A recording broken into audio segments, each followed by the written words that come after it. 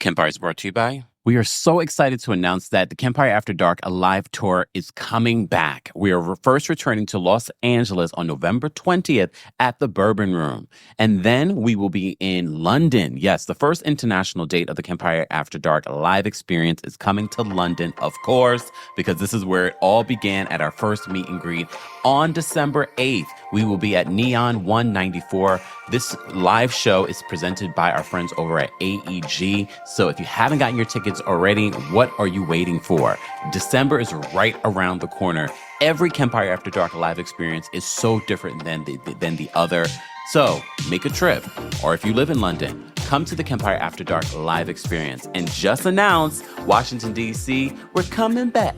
We're coming back. Yes, we're coming back to Union Stage, Washington, D.C. Come out. Get your tickets are now available. Let's sell out all 3 shows for 2024 and the early part of 2025. We'll be in DC on January 24th. More information on all tour dates will be available in the description. I'll see you guys soon.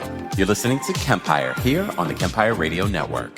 This is our weekly recap of the Real Housewives of Orange County, and I don't know how they did it. I don't know how they've been able to have such a stellar season almost 20 years later after this franchise even began. It's still bringing it. And look, there have been a lot of adjustments, refreshes, and things like that. And look, not every city is perfect. We can see that. We see what's happening over at the Real Housewives of New York City. We also see that the Real Housewives of Dubai officially has been put on pause. Bravo. Can we just stop with the pause mess? Because you're giving your Bravo universe hope. And I get it. You're thinking in your head, well, you never know. Look, we brought back the Real Housewives of Miami. But we know that you're not going to bring back the Real Housewives of Dubai, at least no time soon. But that's the word on the street. Real Housewives of Dubai has been put on pause after only 2 seasons. From what I hear, too expensive to make and not bringing in enough ratings. That's the word on the street. But Real Housewives of Orange County, as you can see, they're going to have a 3-part reunion. And although I'm someone that recaps the show and I'm like, oh God, 3 parts. But they have been bringing it this entire season, and if they feel like they need 3 parts, give them the 3 parts that they need. I mean, the first part, if you had to rate it between 1 and 10, how would you rate it? Honestly, they came out swinging. I didn't expect them to even talk about Tamra and Shannon from the beginning. And then they went into the Jen stuff already. And then they went into the Katie stuff. And I was like, okay, so what are we going to talk about in part 2 and part 3? I'm going to trust the producers. Sidebar, producers. Damn, y'all keep using my voice 3 times this season. I'm not mad about it. But for those that don't know, like, that sounds like Kempire. Is that Kempire? It's Kempire. It is me. It is me. I guess I put enough stank on my voice when she drove the car into someone's home. So dramatic. Let's get into our recap of the Real Housewives of Orange County. If you haven't already, be sure to like the video, be sure to share the video, and be sure to subscribe to the Kempire podcast, because you never know, I might have additional thoughts after this recap and I will add it there on the podcast. Subscribe today and don't forget to give us a 5-star rating on Apple Podcasts and on Spotify. Welcome back to the Kempire channel, your number one source for pop culture news and music, entertainment, reality TV, and so much more. I know it's been probably a very daunting week, and I hope that this recap can be a little bit of a break from some of the political news of the week, no matter how you feel in regards to that news. Every once in a while, we need a little bit of a break, okay? Doesn't mean that we should completely ignore what's happening, but every once in a while, we need a break, and I hope that I can be that place of a break for you this week, especially when we have such a stellar season of the Real Housewives of Orange County. If you missed it, we did recap Real Housewives of New York City and Salt Lake City yesterday, and you can hear the podcast version, which is a more cleaned up, concise version. You know, we don't include the callers all the time for that version. So if you're just looking for an easy place to go listen to just the recap and it's a little more cleaned up, you can hear that on the podcast, okay? All right. Where do I want to even begin? First of all, I hope you guys are having a fantastic Friday. It feels like summer or spring still here in New York City. That's not normal. It might be also the reason why I woke up this morning with some allergies. I'm like, okay, I know it's not a cold. Like, you could tell the difference between a cold, but I just woke up with allergies. Like, oh my God, I'm over this. And look, you can still get fall allergies and you can still get like winter allergies, but what's the point of me getting these allergy shots? Just asking. Anyways, you're not here for that. I'm vamping, okay? Look, I'm vamping. Anyways, this is the 100th season for the Real Housewives franchise. Andy Cohen starts at the top of this reunion. Had no idea. And I know some people are confused by that. He's accumulating all of the seasons from all of the cities. So it makes sense for Real Housewives of Orange County to have that 100th season because they started it all. Okay, it's not the city that I've watched chapter and verse. I know a lot of the major storylines, but as you already know, if you've been watching our recaps, it's not a city that I've been invested into. I might go back and watch some of the earlier seasons. I don't know if I have the patience or the time. There's just so much content to watch. You would have never thought that there was a actors and writers strike at one particular point, right? It doesn't feel like there was a lapse in content. Anyways, there was a lapse in content from Bravo, though, because as you know, we had no Housewives shows on at one particular point where we had like a 1, and now we have a 5. We're going to bear through it because Real Housewives in Orange County is about to end. I was happy to hear at the top of this reunion that Shane is working with a trainer 1 time a week. Emily is not working out as much as she used to, but she is still working out. I was more happy to hear about Shane because I was a little concerned, especially how they ended the season saying, oh, all his tests came back normal. I was like, based off the way that he was eating. And look, health is not based off just of your weight because you could be skinny and very unhealthy. But I was happy to see that he was on the treadmill and he's working out. Heart health is so important. It is a silent killer. Like, not me invested. Like, I'm not that invested in these people. I don't know these people, but I know that heart health can be the silent killer, and I just didn't like how lackadaisical that he was about it. So I was happy to hear that he's doing the work in order to at least stay healthy. He doesn't have to be in the gym all the time, every day, but being active is very important. He has young kids too. You know, the twins were 9 years old, 10 years old now. So yeah, I was happy to hear that. Katie says she hasn't talked to Sutton in a couple of weeks because Andy asked her, like, oh, did Sutton give you any tips for today? Only for us to find out later in this part 1 of the Real Housewives of Orange County reunion is that Sutton's not happy with Katie. I do find it so interesting, though. And look, everyone has a right to their opinion. You don't have to agree with me. But I do sometimes check out the comment section of the blogs and the clips that come out. Or I see stuff on Twitter, and it's so interesting to see people. Look, I like Katie as a part of the show too, and I think it's important to know all of the lawsuits, the accusations, and things like that outside of that, because it gives us a better idea about her character as a person, because we don't really know her. And what I saw in this reunion was like, whoa, lie after lie after lie after lie. Her credibility, no matter how you feel about Heather Dubrow, okay? And you know we're not team anyone here, we're team us. However, Heather Dubrow can be who she is, and we call her out all the time for inauthenticity. However, you can't deny all of these side things that are happening with Katie that shows that Katie, and for me, the Karen story was the cherry on top, because it was like, oh, so I see exactly who you are. I see exactly who you are. So she says at the top of the reunion, no, she hasn't talked to Sutton in a couple of weeks. Oh, okay. Shannon Bedore is back to dating finally after taking a little bit of a break, focusing on herself, which she should. She should. But she's back to dating, and she's like, she's feeling a little very cutesy, very demure. I'm happy for Shannon. I think Shannon needs to focus on her sobriety. Whatever that might look like. I don't know if sobriety includes actually drinking. That is something that is talked about in this first part of the reunion. So I have some comments and questions, but she's back to dating. So good for her. So Andy mentioned, Andy does mention Tamara's, that little facial thing that she did, which reminds me, I need to go get myself a facial before my LA show. Los Angeles, the Kempire After Dark live experience is coming to the Bourbon Room the following Wednesday. The following Wednesday, we will be at the Bourbon Room. Go get your tickets if you want to experience a Kempire After Dark, a live experience. If you're on the West Coast, if you're in California or will be, go get your tickets. Let's have a good time. Meet and greet tickets are also available. Then buckle up. London, we're coming to London on December 8th. I know you think December 8th is a far away, but literally it's a month from today. It's a month from today. So London, those of you that live in the surrounding areas around London, those of you that live in surrounding countries, we got Grace Report flying in from France. So Come on, and first of all, it's easy to get to London from if you live in Europe. I mean, I say easy. It's easier than here in the States getting from one spot to another spot. Just saying. But go get your tickets today. Our friends over at AEG presents the Kempire After Dark, a live experience at the Neon 194. I'm working on my accent. Go get your tickets for that experience. Meet and greet tickets are available for that as well. And then shout out to the DMV. I know I keep shouting out the DMV, but I'm already seeing low ticket sales for a low ticket alert, I should say, not low ticket sales. Those ticket sales are up, up, up. Okay, DMV. We already have low ticket alert for the meet and greets. So if you wanted to meet me, take pictures, have conversations, those tickets are running low already. We're already less than 3 months out.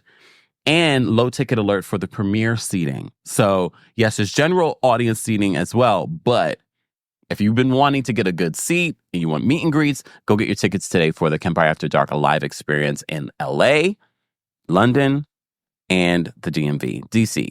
More information on that will be available in the description. Okay. All right.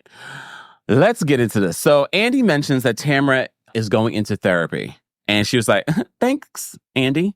It looks like she wasn't ready to tell the group. And this is where I get it. We're in a world of entertainment, but we can't forget that Andy is an executive producer. He's considered part of the employment of Bravo. So mentioning, because she may have mentioned that to you in confidence, maybe she didn't say that, but you bringing it up on camera, that was a little low down. A little low down. Do we believe therapy is going to work for Tamra? Well, that's a whole other conversation. So Tamra, they immediately go into the issues between Shannon and Tamra. And Shannon says that her and Tamra never really got back to the place where they were before Tamra wasn't on the show. So she wants to downplay that Tamra wouldn't know anything about her drinking, her life, or anything like that. Tamra says, but we talk on the phone every day. Okay. All right. And this is just them talking at the beginning of the reunion where Andy wants to set the intention for everyone. So that's what Shannon says in regards to Tamra. Jen, I didn't realize that there was an issue because we saw during the season that Jen and Emily made peace. We were all sort of like, Emily, you're so triggered by Jen. I don't know if you're just jealous of Jen. We don't know what it is because she has so many opinions about Jen, her lifestyle, who's paying for her lifestyle. And we all pointed out because Taria on her podcast, I mentioned it to you guys here, that Emily had pointed out years ago or a few years ago that Shane's family has helped them have the lifestyle that they have in the OC. Because let's be honest, Shane just got a job as an attorney. I have worked with thousands of attorneys. Not all attorneys make a lot of money, just saying. And he just got barred. So that already tells me if he wasn't barred before, he wasn't making money if you're not a barred attorney, just saying. And Emily, look, she's been on Real Housewives of Orange County for a while now. She's bringing in a good amount of money. But is that enough to live in Orange County? And the lifestyle and the kids and all that stuff. But I didn't realize Jen says that she wants to get to a better place with Emily. She didn't even mention Tamra. She said she wants to get to a better place with Emily. She wants to be on a better path. And I was like, I thought you guys were. I thought we settled this during the season. But apparently not. And what happens is people get to see what you've said during the confessionals. People do podcast interviews. And so this leads to issues leading up to the reunion. All right. So Emily points out when she says this, she's like, I don't understand why we are not close. However, is it because Ryan doesn't want you to talk to me because I'm an attorney? And I was like, oh. But Jen says, no, Ryan doesn't tell me who I can talk to or what to say or anything like that. Because Emily says that Jen is a little bit more reserved around her. I would probably be a little bit more reserved around you too, Emily. And it has nothing to do with you being an attorney. It's probably because of the way that you've dragged her the entire season. So just unapologetically and without reason. So I found that to be interesting. So anyway, let's talk about Shannon's drinking and her relationship with Tamra, because I, again, did not expect that they would immediately go to that place at the very beginning of the reunion, but they did. But I'm sure they're going to be unpacking a lot more, some of the things that Tamra said about Shannon throughout the season. Heather points out that based off it, because this is where they play. Well, I don't know if they played it here, but they played at the top of the reunion the voiceover that I did in regards to the video that I did covering Shannon's DUI. And Heather says, according to Dr. Terry, Shannon's tolerance in regards to how much she drinks had to be pretty high in order for her to still be awake at that blood alcohol level. I mean, I'm not surprised. And look, they pointed out during this reunion that Shannon's sobriety, Shannon's alcohol usage has been a hot topic of many reunions, over 10 reunions. And Tamara says, I'm not the only one that has brought it up. And then they show those multiple times that it was brought up. All right. Gina explains why, because, some people didn't understand why Gina was able to kind of forgive Shannon in regards to some of the remarks Shannon has made in regards to Emily's, DUI situation. And she says that she felt like, despite Shannon's hypocrisy during those last couple of seasons, she just felt more open to Shannon, because Shannon, she felt like, was showing accountability. Very much like what we haven't seen with like Karen Huger on Real Housewives of Potomac, but people say, oh, she can't show accountability because she's in the middle of her legal case. No, you can. I think you can. But I have also said that I don't think Karen has handled this situation well at all. But apparently, Shannon and Karen have very similar behavior, allegedly, because when they start drinking, they end up calling these ladies. And that's probably the worst people to call, because they're on the show and they're going to bring it up, especially Tamara. All right.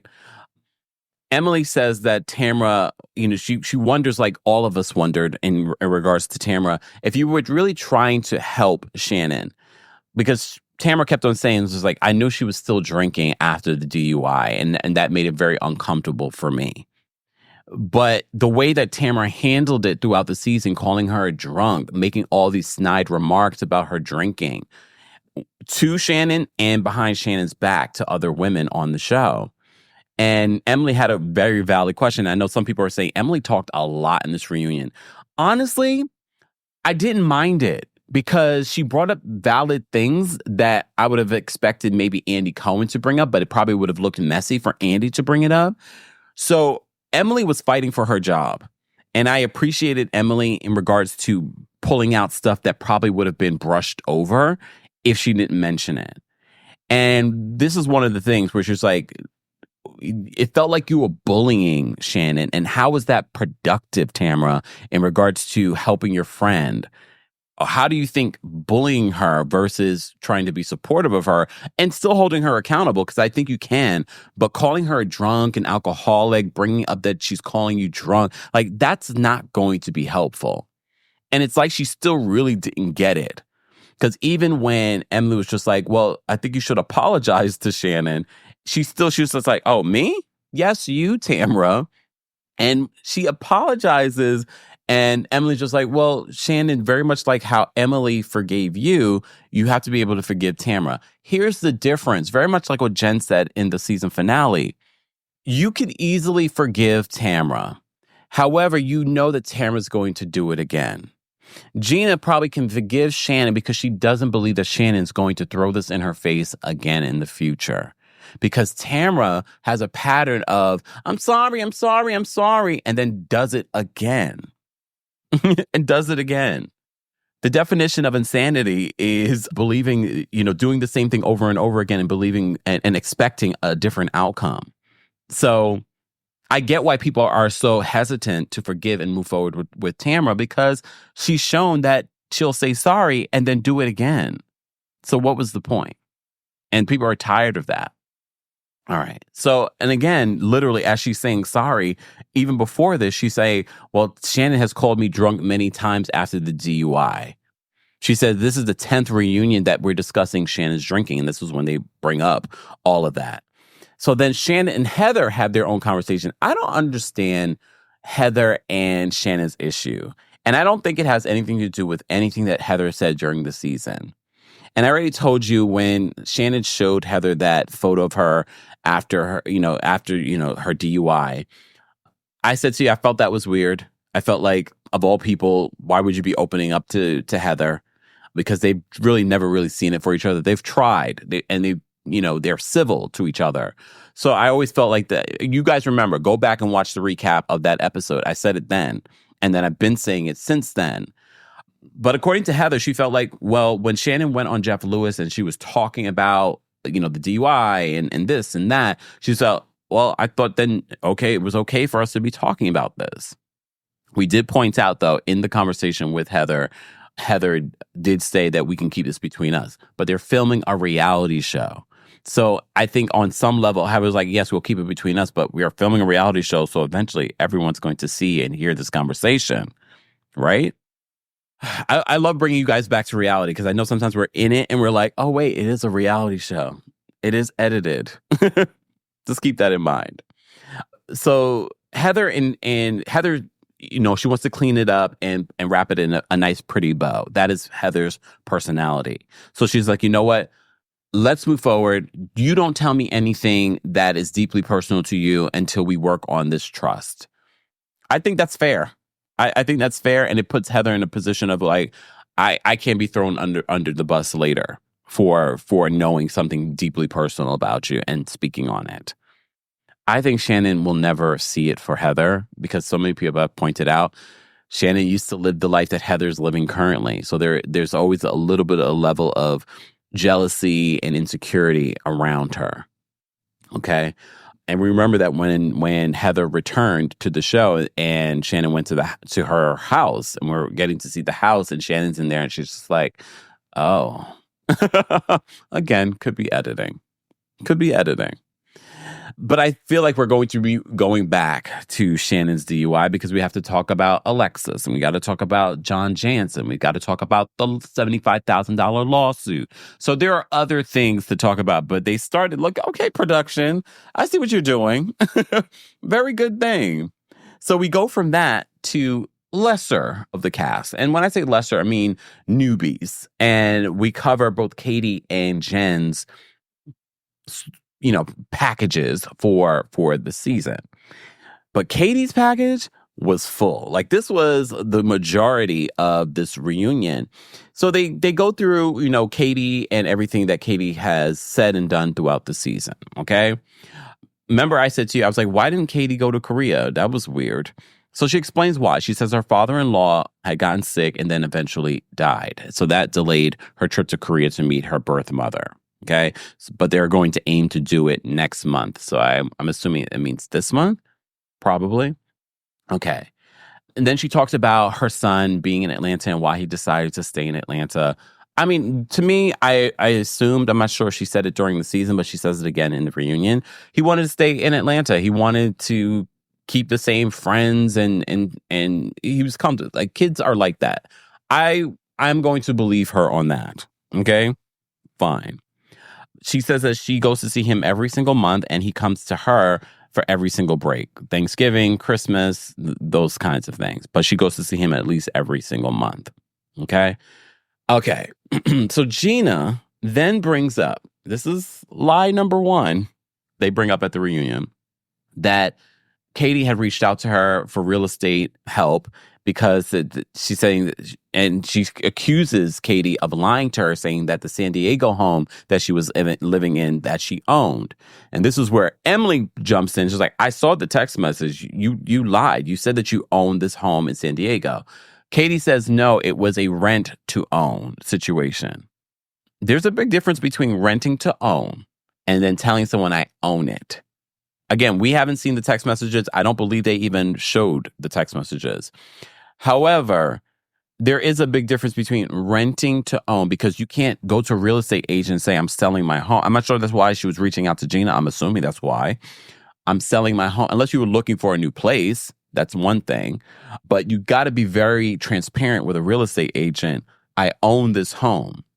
Because if you're trying to buy a new home and sell this home in order to use the down payment from there to make your down payment from the sale of that home. So I'm not sure what the conversation was at the reunion. They didn't give us explicitly what the conversation was, but what they pointed out, Gina felt like there's inconsistencies. And I did see the Instagram post that Katie posted in regards to, I still live in Orange County because on Jeff Lewis, Emily had said, I think it was on Jeff Lewis, one of the shows, I think it was Jeff Lewis. They mentioned his name a lot in this reunion.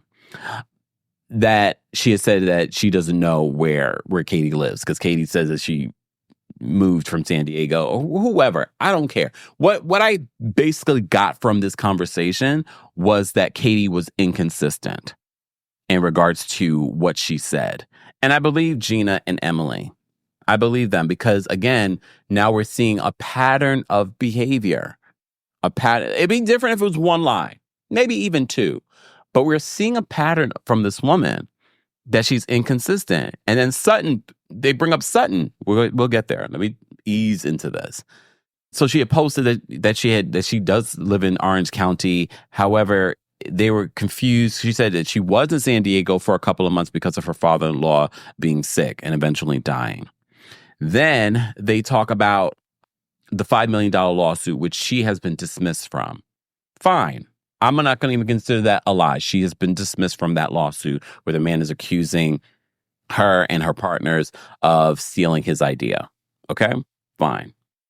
Heather decides to bring up that Sutton texted her that she feels as if Katie used her because they were supposed to be doing something in Augusta, Georgia, and according to Sutton, Katie didn't pay for the photographer. She feels like she used her. They showed the text message in regards to Sutton saying this. And I'm like, oh, here we go. Lie number 2. Or was that lie number 3? I can't keep up.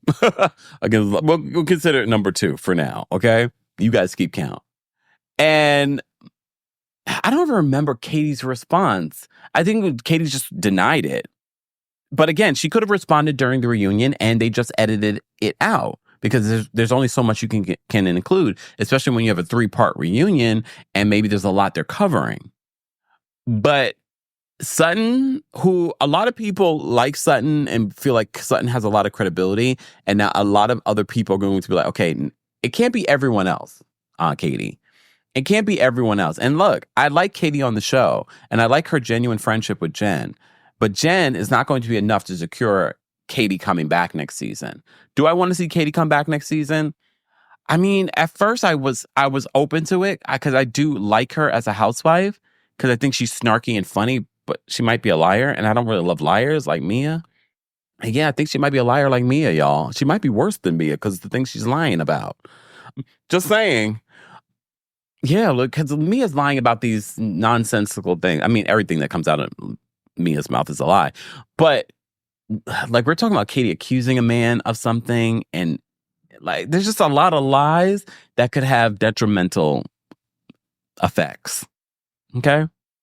Guys, if you're just joining us, this is our weekly recap of the Real Housewives of Orange County. Don't forget to like the video. Don't forget to share the video. And don't forget to subscribe to the Kempire podcast.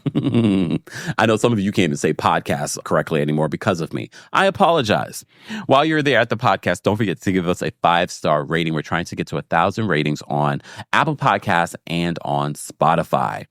And I almost forgot to talk to you guys. The holiday season is here. OMG, how did I forget? The holiday season is here, and of course, we've partnered with our friends over at Uncommon Goods. I want you guys to get you something for yourself, or maybe you're looking for a gift for someone in your life. But I love Uncommon Goods because it's not your typical place for just like everyday gifts. I think gifts from this particular company is going to be so unique for the people that you're getting gifts for. You're not going to find the same thing somewhere else on this website. So Uncommon Goods says, spark something uncommon this holiday with just the right gift from Uncommon Goods. The busy holiday season is here, and Uncommon Goods makes it less stressful with incredible hand-picked gifts for everyone on your list, all in one spot. Gifts that spark joy, wonder, delight, and that it's exactly what I wanted feeling. Okay? They scour the globe for original, handmade, absolutely remarkable things. Somehow they know exactly the perfect gift for every single person you know. And you already know my little gift to myself. It's a globe. You know, I always liked the little knickknacks. When I used to work for the law firm, I used to love having little knickknacks on my desk. And it comes with a stand that lights up. Okay? It comes with a stand that lights up. Okay, it's hard to see on camera, and it's like someone that has a just got a new job or something like that, or you're just looking for a really cool gift, or someone that loves knickknacks. Well, we're also going to get you a discount to get 15% off your next gift. Go to uncommongoods.com/Kempire. That's uncommongoods.com/Kempire for 15% off. Don't miss out on this limited time offer. Uncommon Goods, we're all out of the ordinary. More information on Uncommon Goods will be available in the description. Okay? All right. Okay. Back to Katie. I don't even have any water here for me. It's okay. Guys, don't forget to like the video. It's easy. It's free. Shout out to our King's Guard. Shout out to our channel members. Shout out to our subscribers. We appreciate you guys. Shout out to our new subscribers. We're still celebrating over 500,000 subscribers here on the channel. I think we're at 507 now. Okay, look at us. Keep building. Shout out to, if you're new here, let us know. Replay crew, be sure to let us know your rating of this week's episode of Real Housewives of Orange County and your thoughts on the episode. And if you're new here, be sure to let me know. All right. So they end up talking about the paparazzi thing. And I thought this too back then when we talked about Katie saying that she knows the head of paparazzi. And I was like, I didn't know they had a head of paparazzi in LA. And apparently they don't. So another lie number 3. They don't. So Katie explains how she became wind of this story. I said this before. Katie, wrong road. You came in with this as an issue and it didn't need to be an issue. Even last season when they brought it up, I was like, this is ridiculous. Who cares? It was a lame story, a lame storyline. Okay? But the fact that Katie decided to come in like she had this smoking gun and it wasn't a smoking gun, proving that she knows someone that's a paparazzi, and they simply said, yes, this was staged. Okay, you think that's going to be your way into this friend group? And I'm not saying that you need to lick Heather's feet. No, you don't. But that's not a way to at least come into this friend group and get to know people. It would have been different if, Katie, you came into this friend group and you got to know Heather and you're like, she's not very nice, or she's very mean, or she's a jerk, like your son said.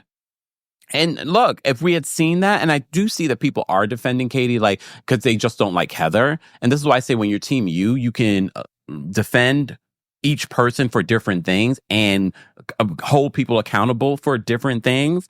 But I'm just like, if you guys really knew Katie's multiple lies, I think maybe you wouldn't feel differently, because some people just stand to stand. And if they don't like someone, they just won't like them no matter what, even if someone has been called out for blatant lies. I can't do that over here. I cannot do that over here. Hold on, let me take my watch off. These damn notifications. And just blatant lies. Okay? So Heather says that falsely accusing people is kind of your thing. And we saw that during the reunion trailer. And I said, well, so we are going to talk about it. Oh, rewinding back when I said, do I see Katie coming back for another season? I'm open to Katie coming back for another season. But the way that this all played out, the reunion, it felt like we're kind of wrapping her story up. It wouldn't shock me if she doesn't come back. And I know people are saying, well, but she's real friends with Jen. Jen's not a mainstay. She's not a powerful person on this cast. I love Jen on this cast, but that's not enough reason to bring Katie back, especially when she's not getting along with the good majority of the group. She's getting along with Jen. Shannon will only get along with you if you're still on the show. So that's not going to be a reason to keep Katie on the show. I mean, I'd like to see Katie continue and see how she navigates this group with all the lies that have been exposed, but it doesn't look good. I didn't expect them to really delve into everything, Katie, at this reunion, but they did. They did. So Heather points out falsely accusing people is kind of your thing. So this leads to what? OMG. And then Andy asks Katie to tell the story. And she tells the story. And I have to tell you, Katie, your story was not landing. And this is why it makes me look at you like you have no credibility. Because all of a sudden, this man just swerves in front of you. And look, road rage happens and weird things happen on the road. But her explanation versus if you've read the article, if you've read the court documents, then you're like, Katie, you're leaving out important elements. And again, we're watching an edited reunion. Maybe they cut it down, what she said. But she says this random man swerved in front of her and said "F you" and then started filming her kids. He did this because why? And then when Heather points out, then because Heather's recalling what was said in the story, and Andy points out, like, but you said at the top of Reunion you didn't want to, you didn't want people digging up information and things like that, or investigating each other. Andy, I disagree with you. Again, this was an article that came out during the season, and it brings up a valid point about Katie's credibility, that she's very inconsistent and that she might lie a lot. So they recall some of the elements from the story, which I'm glad that they brought it up and they laid it out there, because so many people have said, you Heather and Emily, you guys are terrible for digging up information on Emily. No, some of this information, I think, and you guys will tell me in the live chat and those of you watching the replay, did it change your opinion of Katie after hearing, like, oh, wait a minute. Well, some of you saw my video that I did on Katie and that man's arrest and the lawsuit and her judgment against her. She did say in the reunion that this judgment was posed against her because she had no idea about this lawsuit that he had filed against her for falsely accusing him. She says that I did not put this man in prison. He got arrested because he was belligerent with police. He ended up suing police too. I think that was settled. And he sued against Katie, and she never responded because she says the lawsuit was sent to her husband's home. She was going through some things. She said she was homeless at one time. She didn't get help from her family because they weren't supportive of her divorcing her ex-husband. So she's been through some things. But Gina points out, like, I don't think they can serve your ex-husband. They have to serve you. I don't know if that's true. It depends on every state. I don't know. But I'm bringing it to you guys. So all of you that have law school degrees, let me know if that's true. But again, I think that depends on the state. So I don't know. We never got a full resolution. I don't know if this was ever asked at the reunion. They just didn't include it. So what happened to that judgment? They didn't even bring up the judgment. They just brought up that she immediately lost in that lawsuit because she didn't know about it, because she said she was technically homeless. So they talk about that Emily brings up her custody situation. And it was icky, but it was another situation that it's icky, but at the same time, it was already out there about her custody situation that she had lost legal and physical custody. And I appreciate Emily's legal perspective, because I think there are a lot of us that didn't realize, like, well, losing physical custody is one thing. No, legal custody is one thing, but physical custody? She explained she was in a bad space then. She was basically homeless. She couldn't provide for her kids. So, now it's different. I give Heather credit, and some of you are not going to give Heather credit. Emily never came over and apologized for bringing up the custody stuff. Heather did go over to Emily and say, I'm sorry, I was not going to bring up the custody stuff. Look, you got to give Heather credit, because Heather in that moment had empathy for, and some might say, well, she knows the cameras are rolling. Emily does too, but Emily didn't come over and apologize for bringing it up. Well, Emily was the one who initially brought it up. And honestly, like, part of me sort of like, it's low down, but at the same time, it's just another, we have to keep in mind that Emily is an attorney, so she's going to bring up everything to build her case against someone. She might not be a practicing attorney, but that's always going to be part of your mindset and your personality.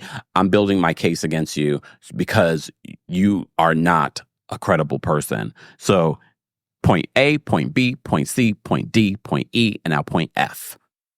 And honestly, I appreciate it, because I didn't delve into the custody stuff, but I did hear about the custody stuff. And the custody stuff was already out there, y'all. So before we really bash Emily, the custody stuff, her lawsuits, the road rage situation was out there. Back to the road rage situation, because the way that she painted the narrative, Katie painted the narrative, made it seem as if that this man just randomly targeted her. And then when they pointed out, you followed him home, she's like, I don't know this man. How could I follow him home? Road rage, we've heard of this happening before, where people end up following people back to their home after a road rage situation. So that wasn't completely shocking to me. So I wonder, because I don't remember if the court documents say where this incident played out. Was it in front of his home? Because I think so. So you had to follow him to his home in order to be in front of his home at this incident. Just saying. I mean, there's so much more to it, and it's very concerning, which it might be better off that Katie does not return, because I have a feeling this situation is not going to stop being talked about. Just saying. What else did I want to talk about, y'all? Because there was so much for Katie in this episode. The legal custody and physical custody, I appreciate the legal perspective on it, because I think a lot of us will hear that and be like, oh, things happen. But Emily pointed out that the fact that you may have lost the physical custody, I don't think she was prepared for that. This is Katie's first reunion. All right, Jen. Let's talk about Jen. We're not going to stop talking about Jen, but this is how the reunion ended. And they showed Jen's package in regards to her relationship with Ryan. And the entire part of this last part was about Ryan's involvement in that legal case. I have not read the court documents, but Emily did, thankfully, to help us get through this. But what we did find out is that Ryan had immunity. And the fact that Ryan had immunity says that he gave the feds something. And I do believe, based off of how Katie was defending Ryan, he prepared her, probably with his attorney, on how to respond to this conversation. What I appreciate is the fact that we're able to really go there and talk about it, because normally housewives are like, it's a legal case, I can't talk about it. But since he has immunity, they're really going there with the questions and talking about this case. Look, I'm not going to sit here and try and explain to you what happened in regards to Ryan's involvement in regards to this case. You can go read the court documents yourself. But Ryan apparently got full immunity in regards to this. His best friend was tied to this. At one particular point, I think Emily said, Ryan had to give something up in regards to Matt being a part of this case. I disagree. I think Ryan gave something up in order to get immunity. He may have not thrown his best friend under the bus. His best friend, regardless, got time. But Jen's saying, like, why would he give up? He wouldn't turn on his best friend. Here's the thing. He didn't turn on his best friend, possibly, but he definitely gave the feds something in order for him not to get charged and to have received immunity. And God love her. Look, we love you, Jen, but you're not the smartest person. And we already seen that, and I think you've owned that. We appreciate you because I think genuinely Jen is a sweet person and a kind person. But I think some of that allows her to be very gullible. And when you're dating someone like Ryan, who probably, I'm not going to call him a swindler, but since I already put that word out there, I could see him swindling her into believing what he's saying. Because Emily, at the end of this, brings up a couple of points. She's like, he didn't get immunity just for getting immunity. Okay? He had to give something up. The money was in his account. All right? They're joking about money laundering at your engagement party. He wasn't innocent. All right? And Gina says, I'm concerned for you. You have young kids. You're going back and forth to Vegas with him. And that was part of allegedly the scheme. And look, did it land for me when Jen says, well, your family is funding your entire life? I mean, what landed for me is the fact that Emily didn't deny it. I mean, she said it out of her own mouth. She said it out of her own mouth a few years ago on Watch What Happens Live. So she didn't say anything in response to it, but the evidence against Ryan and his involvement and your lack of understanding and defending him, because she said that she felt hurt. Because, during the season finale, she says, I forgot her exact words, but basically she was blaming herself for the exposure of this. I don't think she was blaming herself because of the legal case. I think she was blaming herself because she's on this platform. And because she's on this platform, now Ryan's name is in this article. They're saying, Real Housewives of Orange County stars blah, blah, blah, fiancé. And she feels as if she wasn't with him, it would have been a blip. It wouldn't be such a big story. And she might be right, but I don't think she should blame herself for that. But I get where Gina's coming from. I'm concerned for her. Emily's intention behind it, it's a little different because we saw Emily throughout the season be triggered, just not nice to Jen, jealous of Jen in some instances, snarky remarks about Jen that were uncalled for. And I thought they had put that to bed during the season. So the fact that they're at odds, and I don't think that they won't be able to get over it for next season. But look, I am concerned for Jen. We've said that. We've said that countless. We love Jen, but I am concerned for her when it comes to this Ryan guy. He's lucky right now to have immunity, but my thing is, why did he lose his mortgage license? Why can't we fully explain what he does? You can't explain it. He couldn't explain it to Katie's husband. I don't know. I don't understand. And I do find it interesting that she's friends with friends with Katie. Because Katie also, I don't fully understand. So maybe she's one of those people that attracts people that she just doesn't understand their lies. Who knows? I'm trying to think if there was anything else, because we're going to continue with this conversation next week in part 2 of the Housewives of Orange County reunion. But Emily says that, she's tired of this whole Tammy Wynette stand by your man shtick that Jen does. I don't think it's a shtick. I think that she really is standing by her man. I think she really does genuinely love Ryan. Like, I feel like Jen is 100% genuine. And I think she really believes what Ryan has said to her. Do we believe what Ryan has said to her? No. I know. But I think, at least for right now, she feels good enough that he has complete immunity. And she says she knew about this stuff before the article came out. Fine. But I am concerned for her if she's going to marry this man. She says next year, this time, she's going to be marrying Ryan. I am concerned she's going to put herself in a position where something else comes up. And I believe something else will come up. There's something sneaky and shady and slick about Ryan. There is. And someone like Jen, I could see being easily manipulated. And I know that's not easy to hear, Jen, but I think we all feel that way.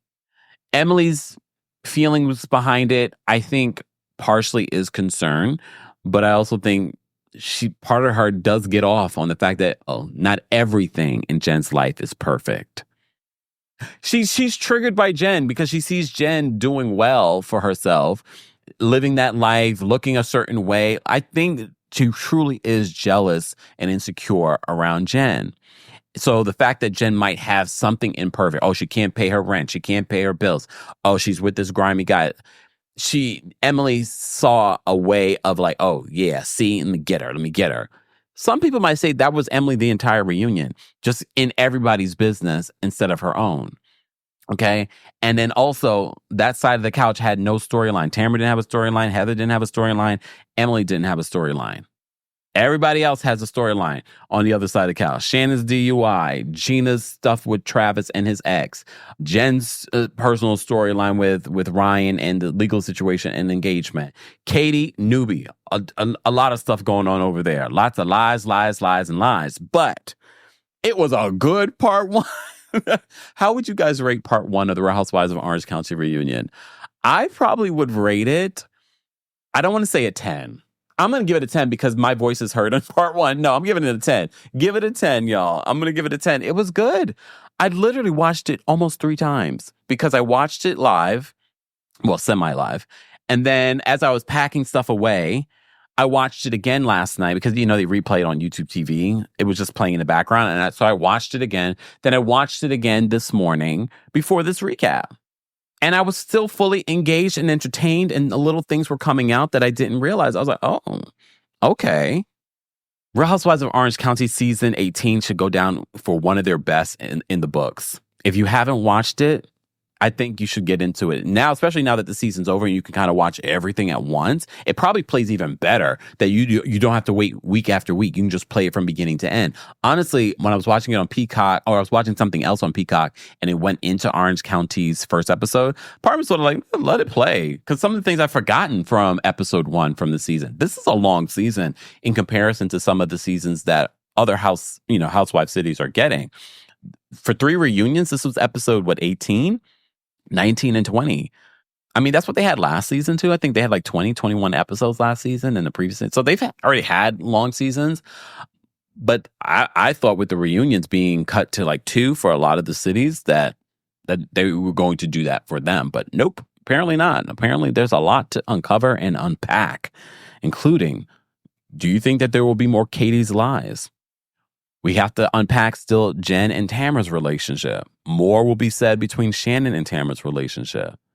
There's a lot of stuff to unpack. How would you rate this reunion? I'm going to give it a 10 because my voice was in it. Shout out to our Kings Guards for holding us down, guys. Don't forget to say thank you to them. You know, these kinds of topics sometimes can get very divisive in the chat. I don't think so this episode, but you never know. You never know. And it's not easy for our Kings Guards to hold it down in there. Don't forget, guys, if you see a fake Kempire in the comment section in regards to telling, call me now or text me at a WhatsApp, it's not me. It's not me. And as always, we do not moderate adults. So have your opinion, but don't bully someone for their opinion. Okay? All right. What else did I want to say? Don't forget to listen to the podcast version of this episode. You never know, I might add additional thoughts.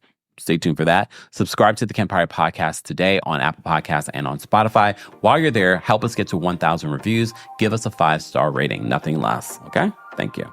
And that's it. Talk to you guys later. Bye, y'all. Thanks for tuning in to Kempire here on the Kempire Radio podcast. As always, don't forget to give us a 5-star rating on Apple Podcasts and on Spotify. And for everything Kempire Radio, head on over to kempireradio.com.